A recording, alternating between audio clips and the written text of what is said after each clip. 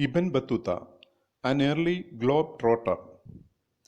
Ibn Battuta was an African traveler. He came from Morocco. He was born in Tangier.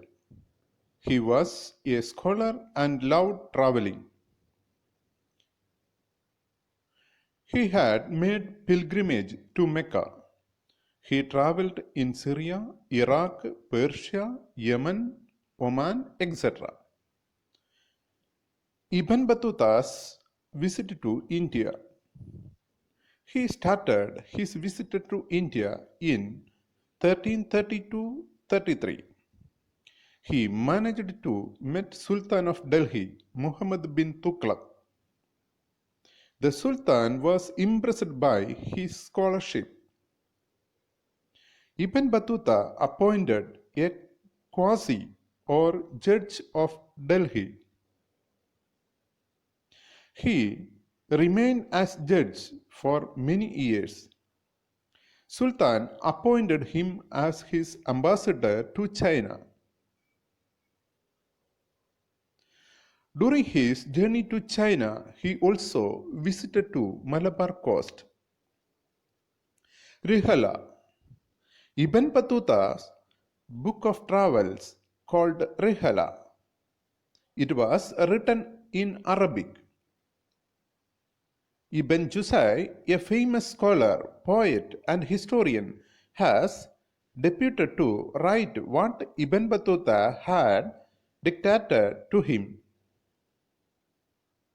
It provides the social and cultural life in the subcontinent in the 14th century. The coconut and the pan. In the 14th century, India was a part of global network. Ibn Battuta traveled widely through this land. He shared a lot of ideas, information, and stories. If there was anything unfamiliar, he highlighted in the stories. This was done to impress the listeners or the readers. The two kinds of plant produce that Ibn Battuta mentioned were the pan and the coconut.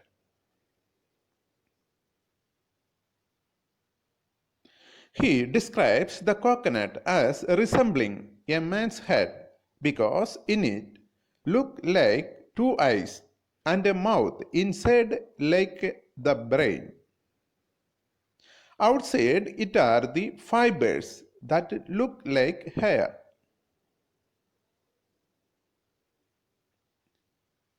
He describes about a pan that the petals has no fruit and it is grown only for the sake of its leaves. Ibn Battuta and Indian cities. Ibn Battuta found cities had opportunities for those who had ambition, resources, and skills. The cities were densely populated and prosperous. His accounts said that streets in many cities were crowded and bright and colorful. Markets were full of many varieties of goods. He described Delhi as a vast city in India.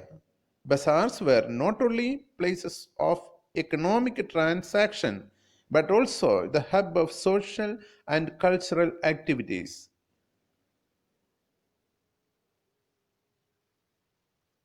Many bazaars had mosque and temple. Many of them had spaces for public performances by dancers and singers.